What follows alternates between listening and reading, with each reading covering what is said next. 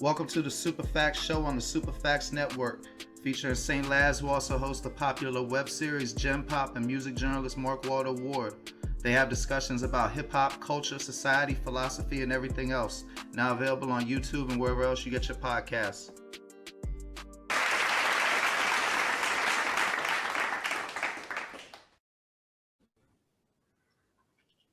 What up, world? It's your boy Mark Walter Ward, the Super Facts Show. Today I got with me, one of my favorite artists is Tef Poe, and I saw on one of Tef Poe's socials, he shared a song he did with my man Hills here, and when I heard that, the beat was vicious. I love everybody. I forgot the other dude on besides you and Tef, but what was it that what's homeboy's name? The Knuckles. Monk. Was it Rockwell Knuckles or Monk? Maybe I'm not sure who was on that one. Either or. I mean, the Knuckles cat on the first song, he definitely goes in. But man, I'm getting off track. So yeah. I found my man album, Blue Collar Gospel, Hills Blue Collar Gospel. Go check that out. It's on all streaming services. And basically, when I heard that shit, I was like, man, I gotta get him on the pod, and he was gracious enough to join us. So, man, thanks for coming on, brother. Yeah, I appreciate you having me, man. Grateful for anybody listening to the music. There's so much music out there nowadays, man, that we just get flooded with. So just getting my shit, as an independent artist, just getting my shit heard is great. So thank you. Yeah, no doubt. I mean, yeah, it's damn sure a clutter you're gonna have to fight through. That introduction was long as shit, man. I'm a little smiggity, my fault. But so I'm, like I said, I'm listening to this album. My man produced the whole jump, Blue Collar Gospel. Clearly you're staying true to yourself on it. Like, you're not making up no shit in your raps, nothing like that. Like, I found the things you were saying to be like relatable to a more disparate group of people than a lot of shit you might hear on the radio. You know what I mean? Yeah, for sure. So was that just natural? Like, you was writing what you see, or did you like take it upon yourself? Like, man, regular cats that be going to jobs need music too.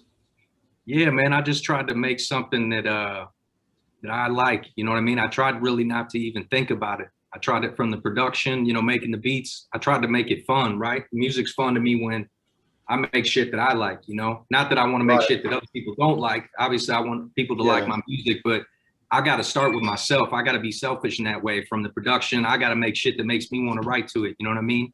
And then just trying to find shit as far as the content, I want to be relatable, right? I want to make like timeless shit. So when you go back and listen to it, whether it's 10 years or 20 years from now, man, it's just some real shit. And people, I think, misconstrue nowadays. They think being real is you have to be something you're not. You can just be yourself, right? Just talk about shit that you go through. And I think the more honest you are, the more often you're going to find that more people relate with it than you think. Word. I mean, I totally agree. That's why Devin appealed to so many people in the 90s, or that's even why I felt like the Drakes and the J. Coles took off, It was that time where everybody had to be like a head buster, a pimp, a jack boy, some shit like that. Yeah. But also though, you titled the album Blue Collar Gospel, so we covered the blue collar part. But there's definitely some gospel there. Like, it's soulful as a motherfucker, the production. And usually I find these questions boring, but in your case, just because the music's so interesting, what are your musical influences? And hold on, before you say anything, anybody hearing this, I promise I don't typically ask that generic ass question. It's that his music is that interesting. Right on, man. No, I try to, my inspirations are, I'm a fan of this shit first and foremost, like everybody else. I remember that ain't just rap though. You know what I'm saying? Yeah.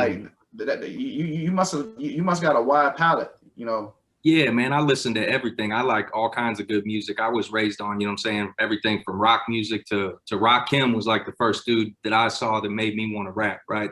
Seeing those videos and shit like that, the I Ain't No Joke, the Microphone Fiend, where they were hitting it with the bat and shit, hitting the speaker. Like, I saw that shit and was fucking mesmerized. I was like, there ain't no way you can be cooler than that dude. I don't care what superhero, fucking basketball player, anything like that.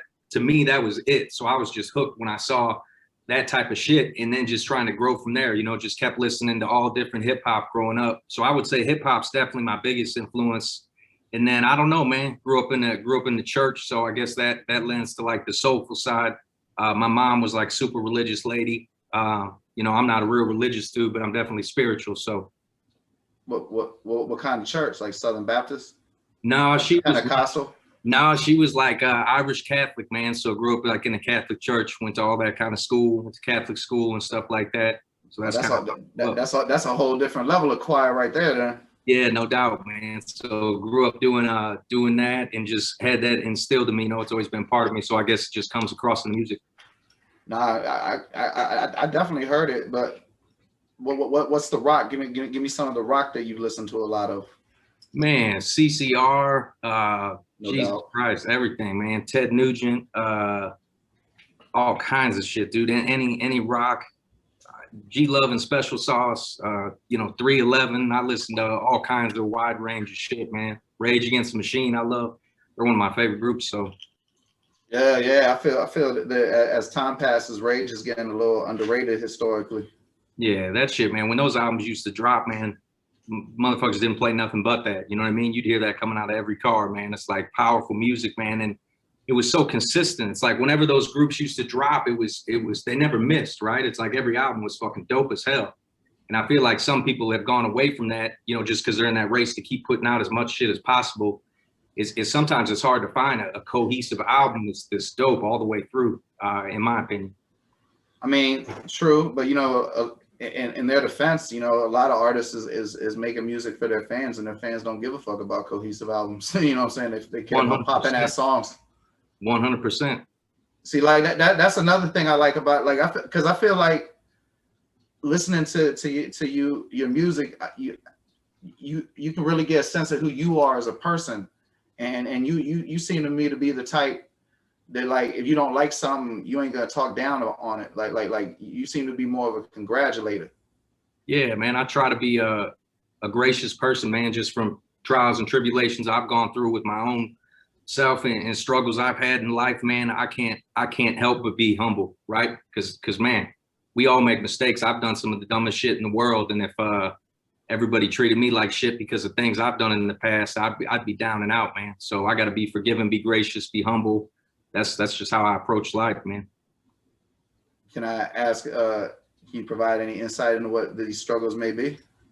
Yeah, man, struggle with addiction all my life, you know, drugs and alcohol type of shit, just like everybody else. You know, there's so many people from this generation, the past generation, the about to be the future generation. It's been an ongoing thing, and I've been open about those struggles in my music and try to talk about those things just because, again, man, I think people relate to it, and you know, that's something I still struggle with on a daily basis, man. So I'm in that same thing with everybody else, man, trying to live right. I got kids. I'm trying to be there for them, trying to do all those things. So that's the main struggle that I talk about. Let me ask you this. I too have definitely struggled with addiction. I had problems with cocaine. Sure. Bad. And I would never do cocaine ever if I wasn't drinking. Sure. And I ain't fuck with no AA and no shit because some of the shit just wasn't applicable to me. And then I've been in and out of the incarceration cycle, and I've been like had to do mandatory AA, and that totally turns you off from it. And Sure. then this might be controversial, but every time I went to an AA meeting, that shit made me want to get high. Man, like the way people talk about it, like that shit would make me want to go. Like before they get to the bottom part of their story, when they're talking about the good part, that shit made me want to go cop a bag. I'm not even gonna front. I'll be in that junk, been sober, not even thinking about no drugs, and this dude's story got me wanting to go get a bottle and a motherfucking 8-ball. You know what I'm saying? bro, that's the most relatable shit anybody's ever said to me. I'm not kidding you. I've told so many people that, and I used to go to AA because I've done the whole rehab thing several times, you know, stayed in places, all that type of shit. And it's like, I don't know, man. I always struggle with going to those meetings. It's the same thing. Somebody will be talking about the worst shit in their life. They're losing their kids, their fucking house is burning down, this and that. And all I'm hearing in my head is, like you said, cocaine or pills or whatever the fuck he's talking about. My brain's just in a sick way obsessing with what he's talking about. And I don't care about any of, we're addicts, right? So it's like, right. When we're in that zone, I don't care if it sounds terrible, bro. I don't think about my kids. I don't think about shit. I think about my selfish ass and what I want. Right. And it's a sickness, bro, to be honest. So this is the question I want to ask you though. So by I guess I don't know medical definition, by AA definition, I stopped drinking. I haven't had a drink in over 10 years. I haven't done any. I haven't had any done any drugs that weren't psychedelic in over 10 years. But I smoke weed frequently, Sure. and that keeps me from drinking, which Mm-hmm. ensures that I'll never use cocaine. But by addiction language, I'm still an addict because I smoke weed. What do you think about that? Man, I smoke myself, man, and I think it helps me tremendously. I've seen it help other people, you know, from having partners that were doing so many Percocets a day. It's mind blowing, you know, probably just like same people in your life. You know what I mean? Like, and I've seen them come off that shit and go through those withdrawals, and that for real withdrawals are really struggling to come off that shit. And I've seen, you know, weed save them. You know what I mean? You know, being able to smoke and just keep focused and stay on the right path. I've seen that help people in tremendous ways. So I'm a big supporter of that for sure. And I know addict, that term gets thrown around and stuff like that. And what you're saying is true. You know, technically, like, you know, you could say I'm an addict to weed, you know, but I don't know. There's a difference in my opinion between, you know, I don't view weed as the same thing as like, you know, doing pills or doing coke. I don't even put them in the same thing. I think a weed is a great thing personally. I'm gonna end it on this about the drug shit. You know, sometimes I worry because like I don't want people to have to go through what I went through, and I feel like there's not enough alternatives. It's like that all or nothing rehab or AA approach, and I feel like sometimes people get lost. They might have got saved if they could have had some more meat in the middle type shit. You feel me? Yeah, 100%. Because I know AA isn't for everybody. Everybody. It's like you said, it doesn't apply to everybody, right? And I don't think there's no rules. I think whatever makes you the best person, whatever route that is, you know, some people can just cold turkey shit and that's just how they roll and it works for them. Some people go to AA and it works for them. I'm more power to you. You know what I'm saying? I was in the same boat as you. I've been to a zillion meetings. I tried that shit forever. And I just finally was like, it's just not doing nothing for me. You know, I'm not getting the benefit out of it that other people are, and not knocking it, but I just wasn't, you know? Word. But I agree, there needs to be more middle of the road shit, you know. So I don't know what the answer is there, man. Yeah, no bullshit. But you know that's a problem. And speaking of people that address problems, how'd you link up with Tef Poe? Was this the first time you worked with him? Do you know him? No, man, I'm so humbled in my city, man. You gotta in St. Louis, it's hard to even get in the forefront of St. Louis. You got to be saying shit, right? And you got to be saying shit that you're really living, really seeing, those type of things, or else you'll never even, you know, be able to show face. So it's like St. Louis is a place like that. And I've been blessed to work with Tef for a long time. I've been making music for a long time. I've been in like open mics where it was like me and Tef and like probably 5 other people in the room. And I've seen that man get on stage and kill the shit just like he kills the shit when he's in front of thousands of people. So I've watched that dude all the way up, and it's been amazing. He's an amazing artist, amazing person, and yeah, he's dope. You know, I just released a podcast called Folks, Favorite of All Time, part 1, and just now I recorded part 2, and I had like all these different categories, and one of them was a rapper activist, and I think in the history of rap music, Tef Poe is my favorite activist. He's amazing, man. His sense for caring about other people is great. You know what I'm saying? Some people can do that shit for a short amount of time and then it kind of might fade away. He's been on that shit for a long time. He's about helping other people, helping his community, you know, and it's all positive shit. Sometimes there's detriment. I mean, he's got locked up at protests, you know, and he can rap, you know, like that was the one bit, like the definite part that made him my favorite. Because I ain't say GOAT. Because I don't know how you'd rate the greatest activist, but the part that made him my favorite is, man, that man can spit. Oh, for sure, man. He's been doing it forever, and he's one of those dudes that's so talented musically. I mean, I don't want to speak for him, but I bet he's more concerned with his legacy of the other things he's doing outside of music. You know, he's just that's probably a safe statement. I would probably agree. Yeah. I think music to him is just like he's just a natural. He kills everything he does, man. Word. Hey, where are you at right now? That's a dope ass background. So this is my partner's place. It's called Mascot Agency. It's like they do artwork, all types of different shit. Oh yeah. Shit, shout them out. Where you get at? Instagram? They got a website. Yeah, it's Jimmy, my man Jimmy Grinds, Mascot Agency. They're on IG. You can look them up in St. Louis, downtown St. Louis. He'll help you out with whatever you need, man. All types of shit, whether that's album covers or merch, different shit like that, T-shirts, all that kind of stuff. Hey, if anybody's not watching this, if you're hearing this podcast, man, there's some vicious artwork behind him on the wall. Like that, whoever that dude is, he put his foot in that shit. Yeah, he works with all the really talented artists in the city and stuff like that, or has worked with them in the past. So yeah, he's got some dope shit. So what's your career as a producer been like? Because you know we ain't do the tip, because like you said, you independent, so I ain't talked to no publicist or none of that shit. I just listen to your music. I ain't get no bio, no nothing. So what's your production career been like? Because I get you. I would assume from the quality of the music I heard, you must be selling beats. Man, I'll tell you what. I don't know what the fuck I'm doing when it comes to making beats, bro. I just started making them when COVID happened. Like everything kind of closed down. No way. Yeah, from studios and shit. Yeah, I shit you not, bro. And I just went and bought a laptop. It was one of the first times in my life where I really kind of invested in myself. You know what I mean? I was like, man, I'm gonna fucking figure this shit out. And I'm not a super tech savvy dude. So like the thought of sitting down to a program to me makes my fucking head hurt. So I'm proud of myself for just taking the steps of buying the laptop, learning the software, doing all that shit, and then just going off my ear, man. I still make shit all the time where other people might be like, oh, this is off, that's off. But I don't know, man. I just go off what I like, the type of music I would want to listen to, you know. All right, I'm about to bring out my pulpit real quick, man. What my man just said, he said he wasn't tech savvy, but you know what?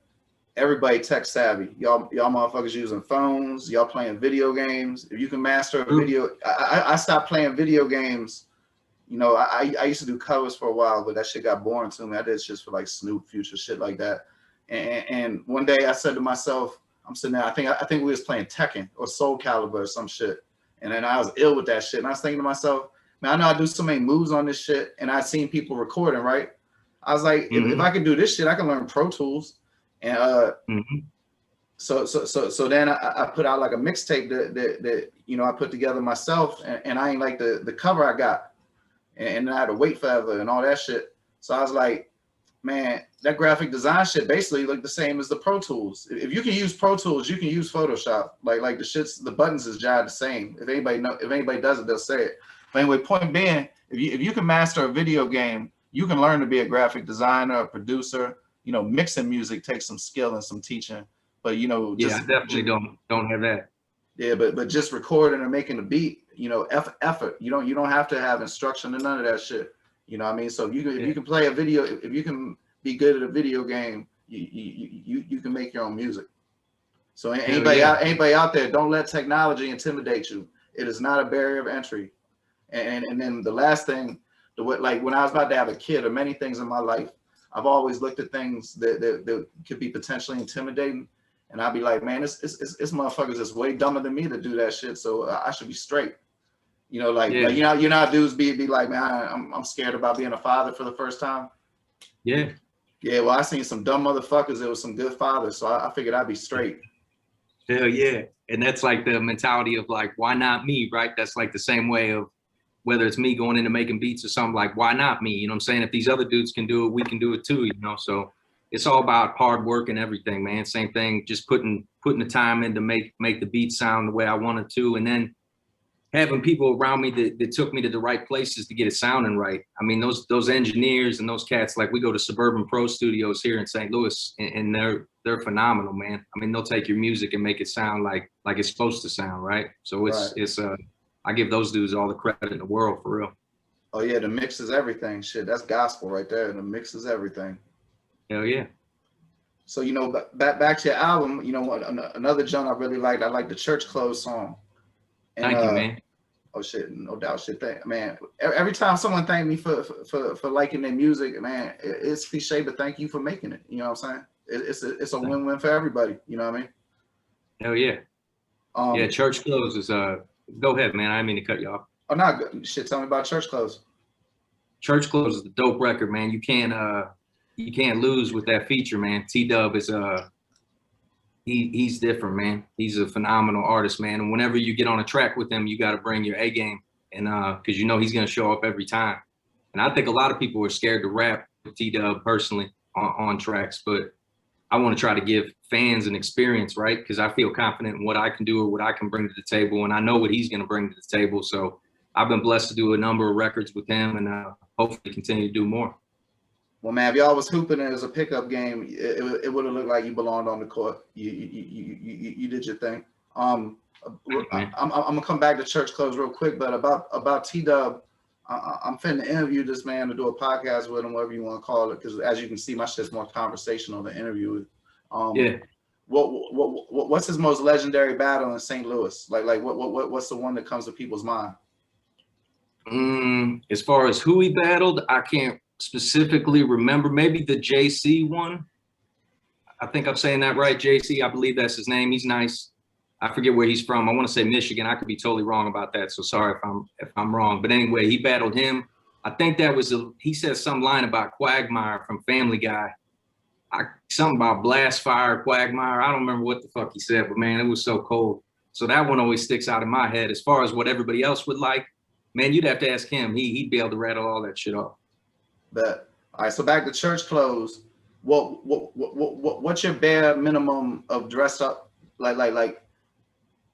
What's the most casual outfit you personally would get away with wearing to church? Like, what do you think's the standards of church clothes? I ain't a big church guy myself. Yeah, no, I'm not either these days. But growing up, you know, I went every week. You know, sometimes twice a week, sometimes 3 times a week, and it was like. Yeah, I went to school where you had to wear a uniform, you know, so it's like, I just remember that shit, getting that out. It was a white shirt and navy blue pants. That's what I had to wear every day. And I remember kids up the street would call them my church clothes, you know, like, cause I'd get home from school and we'd be playing basketball and I'd still have my shit on, you know, I'd have on my white button-up shirt and my navy pants and they'd be on whatever. And they used to mess with me, man. They'd be like, oh, is that your church clothes or something like that? So that's always stuck in my head. So when I was making that song, I just had that line about laying verses down like church clothes because I remember being laid on the bed, you know, to go to put them on type of shit. And that's just where my brain went with it, man. So that's kind of how I made it. So you definitely seem intelligent to me. So if we were gonna pretend we were pretentious literary motherfuckers, that's like one of them things that has like meanings on several levels then. Yeah, church clothes. Hell yeah, it was just laying verses down like church clothes was the line. And that just got my brain thinking about just all that shit. Like I said, coming up, wearing that damn uniform, all that shit, man. I don't know if that answered your question. I think your original question was what people wear to church, but I don't know. That's where my brain went. No, I was just curious what you can get away with, because the times I had to go to church like you when I was younger, but then ever since then, the few times I've had to go to church, I try to get away with as loose as possible. Oh, I'm with you, man. Almost every fucking church function takes so fucking long. You know what I mean? Like I can wear uncomfortable shit for like an hour and a half, but after like 2-3 hours, I ain't fucking with no suits. Definitely not with no tie. Yeah, you got hard bottoms on for like several hours. That ain't cool. I ain't never had, man. This always been a workaround with some sneakers. You know what I'm saying? You can trick them motherfucking deacons with the sneakers. They don't be like the club bouncers. The club bouncers worse than the deacons. So shit. So what's up? Obviously you're gonna keep pushing this album. It damn sure ain't do everything it's going to. But more people hear it. I definitely see you building up a fan base. But what's the next move musically after this project? I got a project with a guy who was featured on my album a lot named Kizzle Mob, and me and him got a project together. So that's already done. I did some production on it and then production from other people we work with. And that's like something that's ready to go. I could put that out and then I'll be back to work, whether it's a album with me doing the production again or, you know, working with a different producer. I don't know. I usually lock in, it seems like, with one guy and do a project that way. I don't know. I just like doing it like that. So whether that's like DJ Reminisce or my guy Coco, you know, whoever, I'm always interested in working with new people, just whatever inspires me. Gotcha. I can dig it. What you be doing? What you do when you ain't doing blue collar shit or making music? Like what's your other activities in this world? I mean, obviously you said you got kids. I know that takes up man. Anybody's a good parent. Kids take time. Yeah, kids take up a lot of time, man. It's like shit. I gotta work, you know. So and then it's like I got the kids, coach basketball and shit like that for them, and then you know, got a wife. So I got a great home team. You know what I'm saying? My family structure is on point. I'm super grateful for that. That's a great thing. So many people don't have that, you know what I mean, and wish they did. So I'm grateful. I get to see my kids every day, and it's a blessing. So you big into basketball like that though, huh? Man, I think I know what I'm talking about. I probably don't, but I definitely like basketball. I love that shit, man. Ever since a little kid, I'd say basketball and hip hop probably my two favorite things, man. Oh yeah, who's your favorite player ever? All-time favorite player. This is gonna sound super weird, but I always loved Xavier McDaniel. I don't even know why. Xavier McDaniel, the X-Man. X-Man. I had an X-Man poster in my room, and people would be like, "Who is that?" You know, like just a casual basketball fan. You talking about like the Sonics? You talking about the Sonics, John, with the lightning bolts? Yeah. X-Man from the lightning bolts. He always had the shaved head, and then he played for the Knicks for a while. I don't know why. But when he played for the Knicks, he wasn't the same. Like if somebody wants to like look up Xavier McDaniel, make sure y'all look up the Sonics highlights. That's when he was that deal. I mean, I can't say none. My favorite player ever is Rod Strickland, but I mean, I'm from the DC area, so like I've always been a Bullets Wizards fan. I thought you was about to hit me with Bradley Beal. No, I love Bradley Beal, Tatum. You know, I'm more of a Larry Hughes guy. So that was my St. Louis guy. That's probably mine. I'm a Wizards fan, bro. I don't want to hear about no Larry Hughes. Nah. Larry Hughes balled out for us. If he hadn't got hurt, he would have made an All-Star team one year for the Wizards. He has some amazing contracts, man. I think the Wizards. Yeah, he did have some amazing contracts. He made a lot of money, man. He runs he's from St. Louis, and he runs a youth basketball association like Larry Hughes basketball. So he's super involved still with the community and all that. Oh man, we about the same age. And when I back in my partying days, I used to run into people like Andre Blatch and motherfuckers from the Wizards all the time. And I seen Larry Hughes a few times, and he'll definitely let you know he's from St. Louis. I'll tell you that much, or at least he would in the 2000s. Yeah, no doubt, man. He's a big St. Louis dude. He's always put on for the city, always, spoken highly of us, and been in my opinion, a great example for the city. You know what I mean? I mean, all he did was play basketball and make a lot of money. I can't think of any too bad things to say about dude, to be honest. Yeah, nah. It was just, as a Wizards fan, there was a couple years that I felt his effort might have left something to be desired. But like I said, no doubt. He was going out a lot, and motherfuckers ain't know about shit the way they do now with that condition and getting rest and all that shit. I definitely got mad love for Larry Hughes as a basketball player though. Shit, if I wasn't too old to wear jerseys, I'd probably cop a Larry Hughes jersey. That'd be dope. A Strickland jersey would be real dope. You probably got a Strickland jersey, don't you? I mean, I got a few, but like I'm too old to be rocking jerseys, and I feel that. Even if I was going to the game, I'm too old to be rocking jerseys. There's cutoffs for shits in this world. Like I got like 73 tattoos, right? Mm-hmm. But the second Lil Bow Wow got a tattoo, I ain't never get a tattoo again. You cut off after Bow Wow. Oh yeah. That should be like life advice. Like I ain't have the what would Jesus do. I look at the world like what would Bow Wow not do, and that's probably the move to make. That's the shit, bro. Hey, whatever gets through the day. Man, I got wild opinions about rappers though, man. Like I think Nick Cannon is the realest rapper ever. Cause that motherfucker ain't never lied on a song at all. At all. Yeah. What was that one? I'm a Gigolo? What was that song? I'm a Gigolo, yeah. And your daddy don't like me. You don't remember Your Daddy Don't Like Me? I don't. The only one I remember is Gigolo. I just remember R. Kelly saying, you gotta look up Your Daddy Don't Like Me, bro. I guarantee you'll be laughing like shit, especially next time you smoke. He like in the crib with the girl, and her dad come home and be chasing him around the house and shit.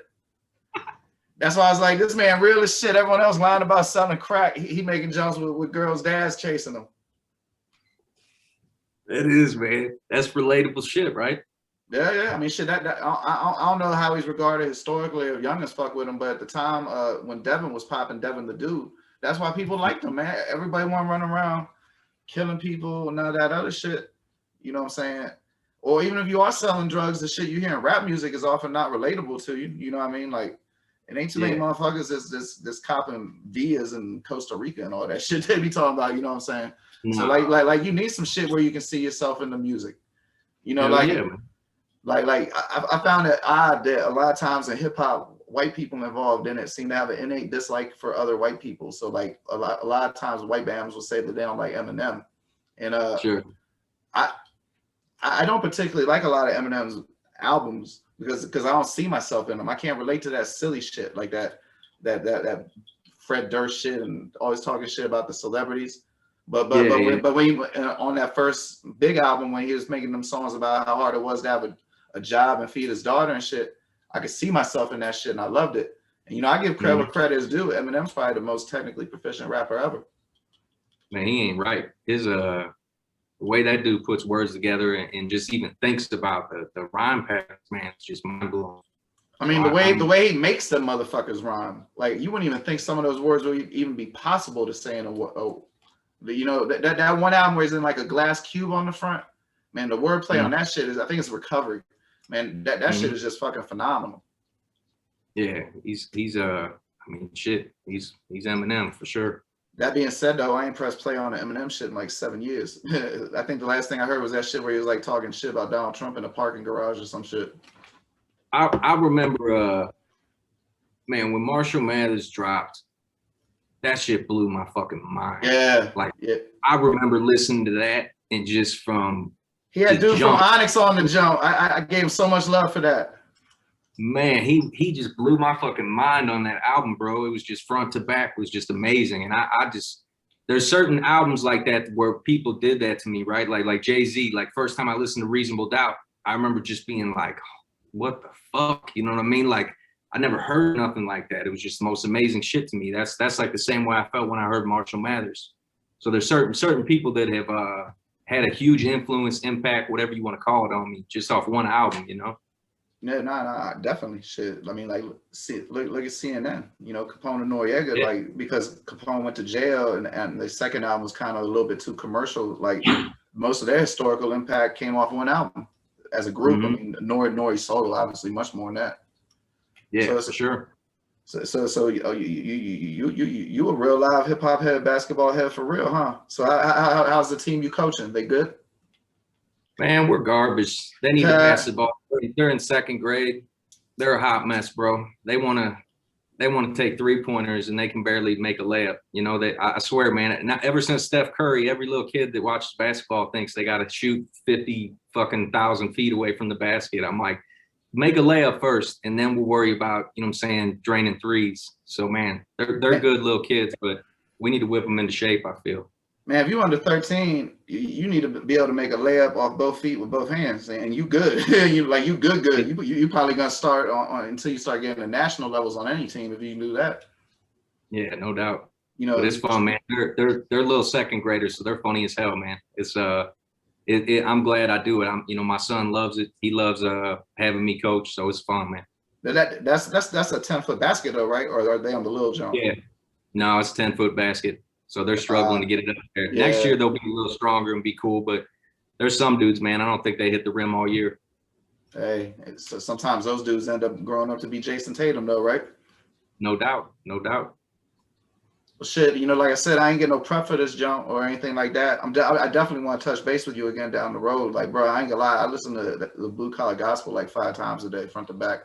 Like I don't be saying shit like this lightly. Everybody think I'm all enthusiastic, but it's just because I only do shit with people who actually like their music. I don't see no point in talking to people I don't fuck with their shit, Well, man, I've said that to you 5 times now, man. I'm super grateful that you even took time to listen to it, man. And I got to shout out both our guy Adam Murphy, Midwest Mixtapes.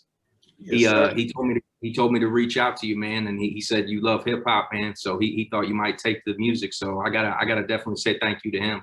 I've known him forever. We grew up in the same place. Yeah, for sure. Oh, you grew up with him? That's what's up. Yeah, we grew up right in the same area. So yeah, we're from the same place. Okay, so that's why I was gonna end it with we ain't had no since there's no bio EPK. What's something that's interesting that I ain't touch on? Man, I grew up in Florissant, which is in St. Louis. Man, I try to let the music do the talking. To be honest with you, I try to put everything in there as far as what's interesting, or at least what I feel is interesting. Shit relatable. So I would tell them to go listen to the music first and foremost, and you should get a feel for me. I know there's some artists you listen to their shit and it's great music, but you don't really get a you might not get a strong connection or feeling for what that person's like, you know, as a person. So I try to make music that incorporates that. So that probably didn't answer your question, man, but who's shit. Who's your favorite lunatic? Lunatic. I gotta think about this. My favorite lunatic. I gotta say, I mean, I probably have to say Nelly, to be honest with you, if I gotta pick. Murphy Lee's dope, Ali's dope, Keywan's dope. They're all dope, man.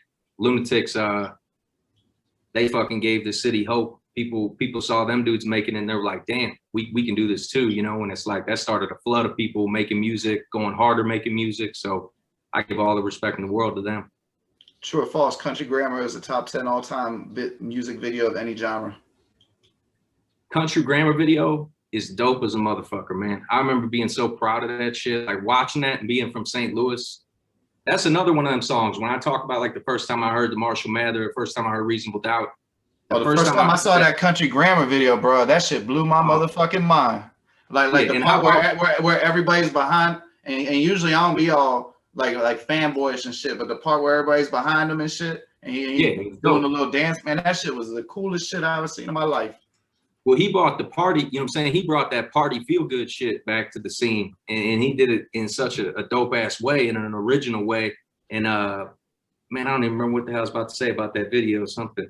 Oh, how about when they went to I think it was the BET Awards, and they killed it. I forget what song. It might have been like the Hot in Here album. I was in prison, bro. They weren't letting us watch no motherfucking BET. Well, man, if you would have seen it, they killed it on their performance. And like everybody went up on stage. Like Jay, all them were like up on stage with them. So it was dope. I'm gonna look that up. I never even heard of that. I'm gonna need to see that. Yeah, bro. In the prison, we only got to watch MTV. It was no motherfucking BET. That shit might have encouraged seditious behavior. But shit, bro, I appreciate your time. It's nice to meet you, man. Please keep making this music, and if there's anything I can do to help you, hit me up. I will, man. Definitely keep in touch, and look forward to talking to you again, man. All right, bro. One last time, shout out all your socials and all that good shit. Man, you can get me on Instagram. It's really the main place, man. HI 2 Ls on Instagram. It's HI number 2 LS. It's AMG _ HI 2 LS. What's the AMG mean again? Audacity Music Group, Almighty Gang. That's T-Dubb. I'd definitely like to touch on that. T-Dubb put together a group of artists, producers, people, whatever you want to call it, in St. Louis called AMG. So shout out to like Bodine, G the Singer, T-Dubb, Accurate, Kizzle Mobbin. I'm sure I'm forgetting all kinds of people, but all kinds of people are involved with it. Really talented, dope people. Bodine is dope, that's for sure. Yeah, Bodine's hella dope. Everybody in the clique is hella dope, man. So shout out to T-Dubb for, to be honest, he kind of brought me back to life. He kind of gave me a second chance. You know what I'm saying? I've been making music for a while, quit for a while, came back, and man, he just blessed me with the opportunity to even put this album out. So I was grateful for that. No doubt. Well, shit, brother. Like I said, thank you for your time and have a good night. All right, bro. Peace. All right, man. Super Facts Show. Y'all take it light. The Super Facts Network, home of Jump Pop, SDE, and the Super Facts Show, now available on YouTube or wherever you get your podcasts from. Come check out St. Laz, G from the Shop, and Mark Waldo Ward.